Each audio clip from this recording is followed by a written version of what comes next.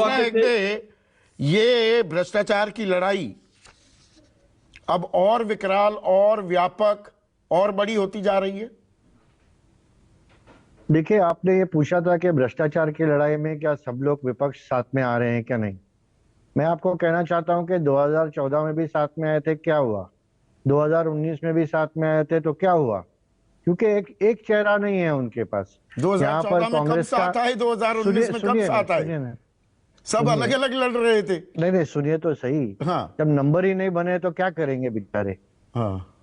आम आदमी पार्टी का कांग्रेस के साथ नहीं जमता है, कांग्रेस का टीएमसी के साथ नहीं जमता है, कांग्रेस का एनसीपी के साथ नहीं जमता है, कांग्रेस का उद्धव जी के पार्टी के साथ नहीं जमता है, कांग्रेस का टीआरएस के सामने के साथ नहीं जमता है, जेडीयू का कांग्रेस के साथ नहीं जमता है, जेडीएस का कांग्रेस के साथ नहीं जमता है। तो साथ में आएंगे कैसे?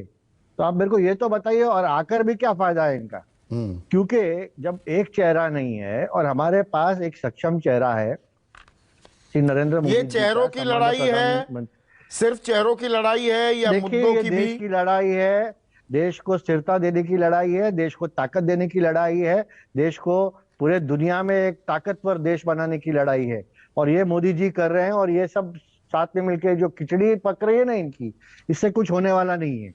खिचड़ी जो ये पक रही है, नहीं, खिचड़ी के साथ थोड़ा दाल का भी जिक्र कर लेते हैं। ये अडानी नामक दाल में कुछ काला है क्या, या इसे सफेद करने की भी कोशिश हो रही है? देखिए, अडानी जी जोड़कर देखी जाए सारी इस पूरी प्रक्रिया को, संदीप जी, अडानी जी ने, उस अडानी ग्रुप ने उनके सभी जो लोन से उनका एडवांस पेमेंट किया है, और जो न्यायिक प्रक्रिया है जहां पर 5 मेंबर्स की समिति है जो इसकी इंक्वायरी करेगी, वो करेंगे। और ये तो ब्रिजमोहन नहीं उसमें एक मिनट, ये देखिए, रुकिए प्रियंका, एक मिनट कृष्णा भाई, देखिए जो ये समिति बनी है ना, 6 सदस्यीय समिति है। टर्म्स ऑफ रेफरेंसेस क्या है? जो सेबी का रेगुलेटरी फ्रेमवर्क है उसमें गड़बड़ झाला तो नहीं हुआ? शॉर्ट सेलिंग ये ऊपर नीचे कैसे गया, ये पता करेंगे।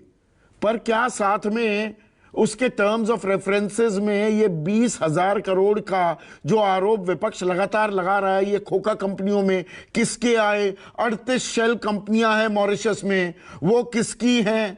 रक्षा उत्पादन के क्षेत्र में वो पैसा कैसे आ गया?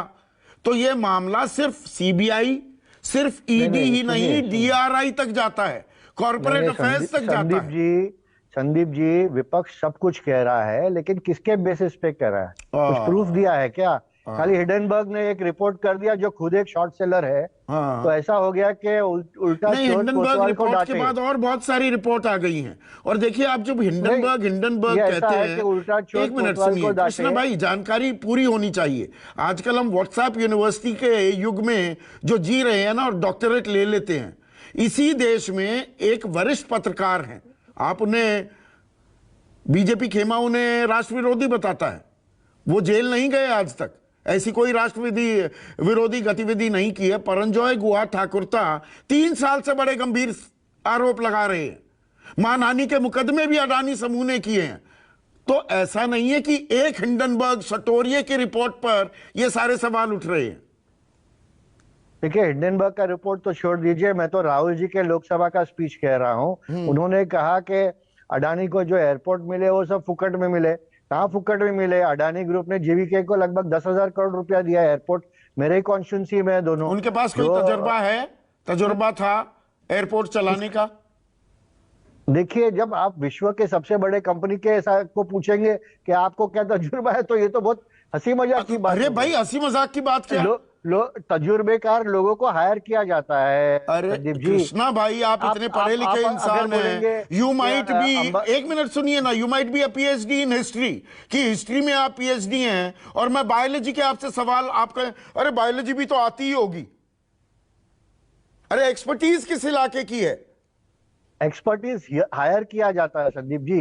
अगर आप आज पत्रकार हो तो कल आपको बोलेंगे आप चैनल नहीं चला सकते। आपके कितने पत्रकार तो चैनल चला रहे। और जो जहां जहां प्रधानमंत्री जाते थे कि भाई ऑस्ट्रेलिया गए एसबीआई से, 7,500-8,000 करोड़ का लोन मिल गया। श्रीलंका गए, वहां पार प्रोजेक्ट मिल गया। वहां के तो एक मंत्री ने भी सीधे आरोप लगा दिए कि भारत सरकार ने दबाव डाला कि नहीं, अडानी समूह को ही देना है। ये सब पब्लिक डोमेन की बातें हैं।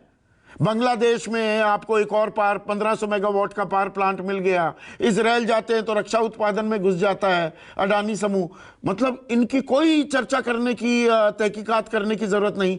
और क्या सुप्रीम कोर्ट की ये समिति, उसका मैंडेट है ये चर्चा या ये आरोपों की जांच करने का?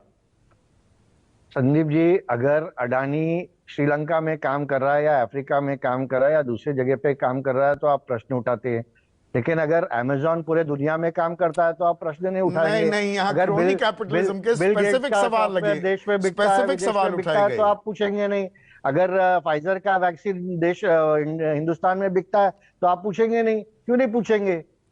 आप, ऐसा लग रहा है कि आप अडानी को टारगेट करने की कोशिश कर रहे हैं। अच्छा, अडानी को टारगेट करने की कोशिश की जा रही है।